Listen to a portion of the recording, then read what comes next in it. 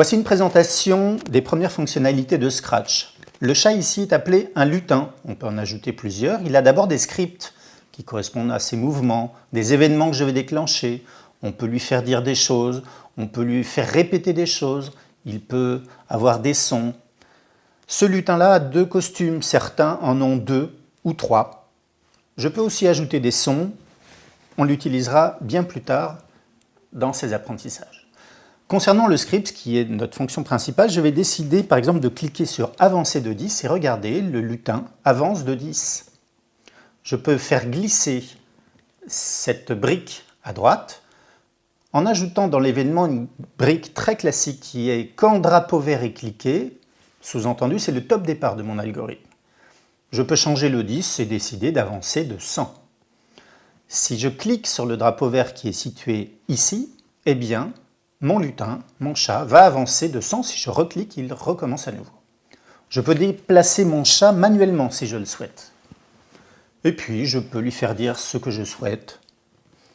Il y a énormément de fonctionnalités. Les blocs sont bien attachés, donc en cliquant sur le drapeau vert, il commence par avancer, puis il va dire « Hello ». Actuellement, je n'ai qu'un seul lutin. Je peux en ajouter. Soit je choisis un lutin existant, ou bien je peux créer moi-même mon propre lutin. Choisissons ici cette magnifique pomme. Elle vient se placer à côté de l'autre lutin. Elles sont indépendantes.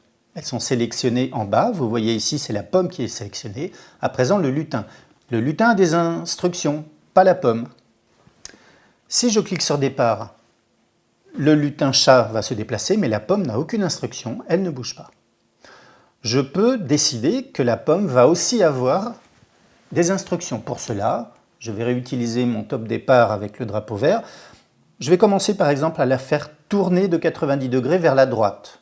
Ce qui fait qu'en la faisant avancer ensuite, eh bien, elle avancera ici de 100. Donc elle va d'abord tourner sur elle-même, puis descendre finalement. Regardez ce qui se passe si je clique. Le chat va vers la droite. La pomme a tourné sur place puis avancé, ce qui fait qu'elle se déplace vers le bas. Chacun a ses propres instructions, chacun aura ses propres mouvements. Je peux décider d'ajouter un arrière-plan. Ici, je vais choisir ce brique de mur. On peut faire soi-même son arrière-plan. Je peux déplacer à nouveau mes lutins, vérifier qu'ils ont toujours des costumes différents. Et puis, je peux décider que cet arrière-plan ne me convient pas en le supprimant de cette façon. On peut aussi supprimer des lutins, bien évidemment. Voilà pour les premières fonctionnalités de Scratch.